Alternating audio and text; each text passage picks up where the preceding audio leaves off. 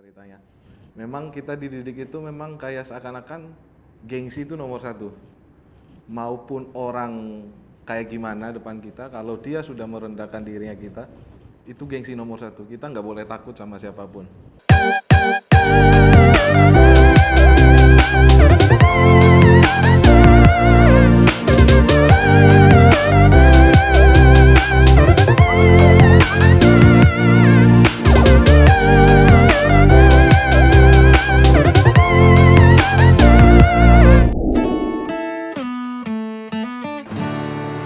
Shalom teman-teman, kembali lagi di Ngimang, ngobrol asik firman Tuhan. Hari ini kita akan bersama-sama menyaksikan kesaksian dari seorang teman kita. Nah, hari ini konten Ngimang berbeda dari sebelumnya loh. Penasaran teman-teman? Kita mau langsung lihat yuk di video berikut ini.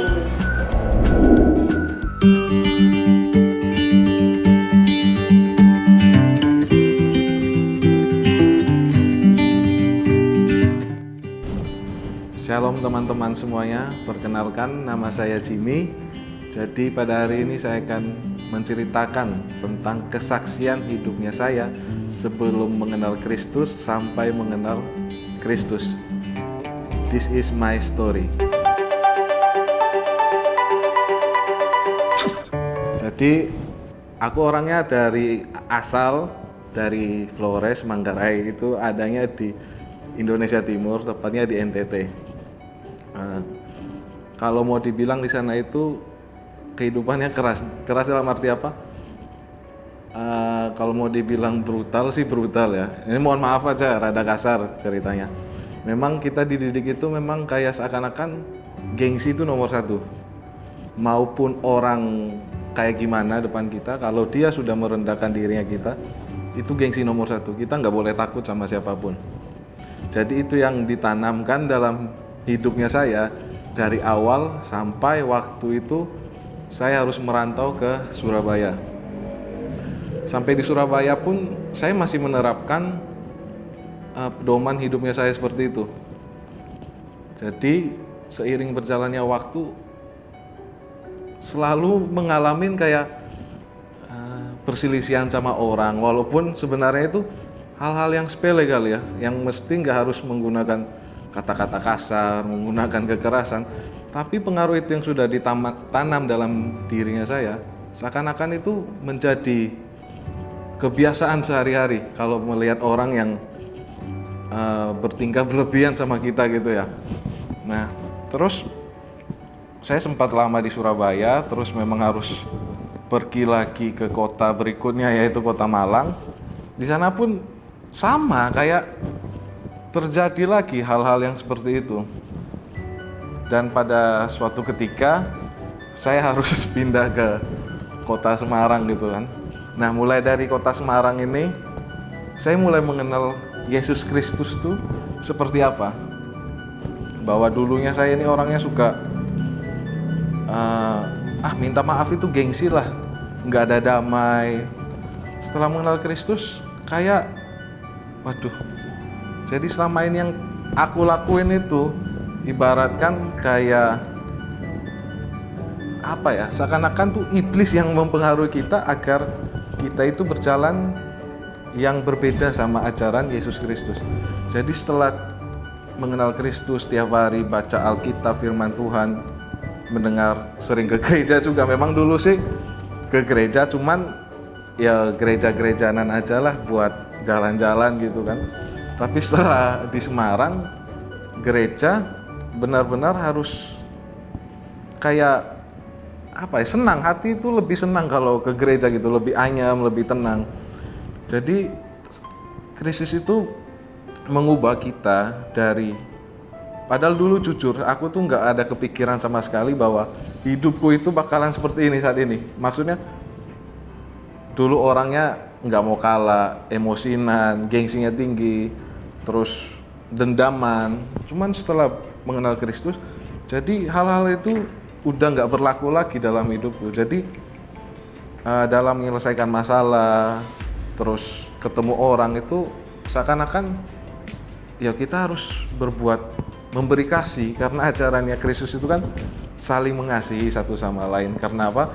Karena Bapa sudah mengasihi kita duluan, jadi kita juga harus mengasihi sesama kita, seperti itu.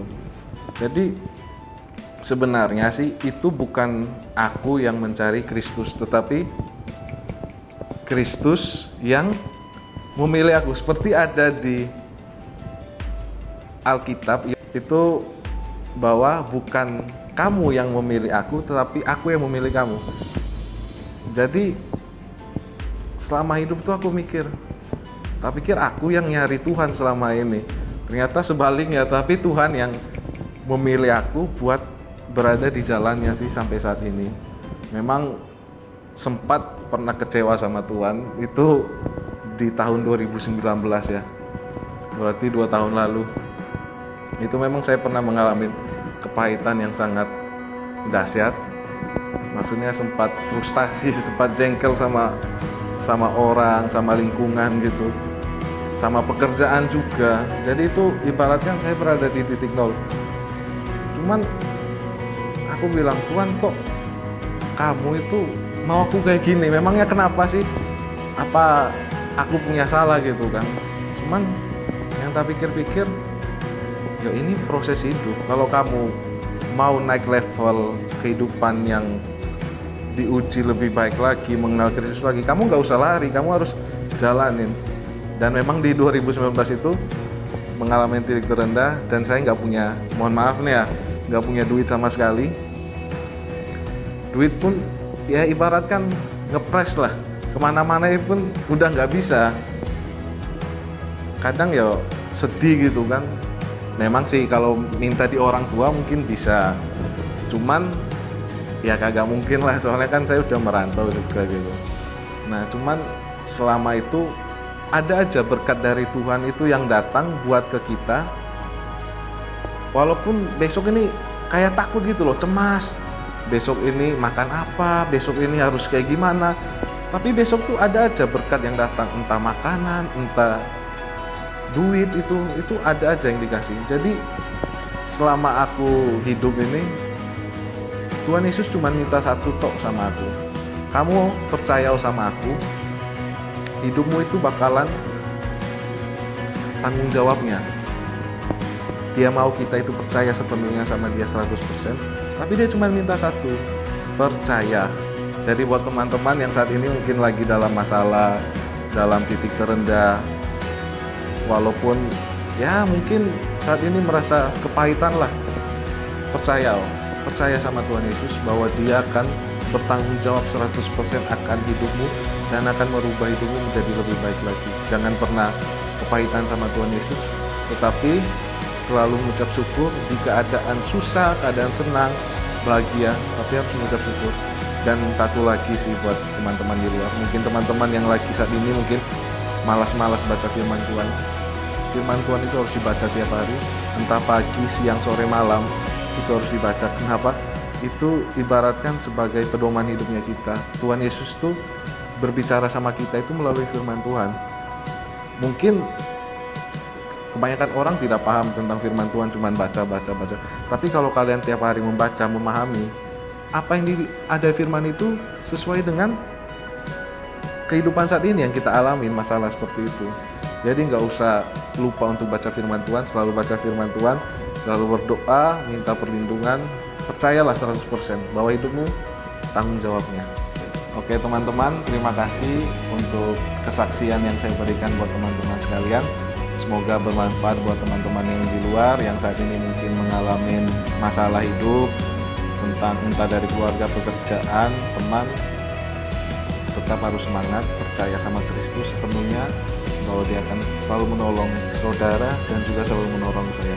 Karena kita punya Tuhan Yesus yang dahsyat, yang luar biasa, yang sanggup memberikan apa yang kita butuhkan, bukan yang kita inginkan. Oke teman-teman, cukup sampai di sini aja. Mungkin kita lanjut lagi di kesaksian berikutnya ya teman-teman. Terima kasih, shalom. Nah teman-teman, gimana nih kesaksian dari Ko Jimmy? Pastinya sangat memberkati ya.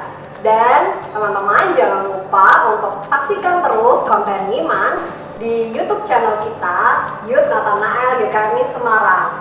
Jangan lupa saksikan setiap hari Sabtu jam 5 sore. Dan jangan lupa juga untuk like, subscribe, dan juga share ke teman-temanmu yang lain agar mereka juga terberkati. Sampai jumpa, Tuhan Yesus memberkati.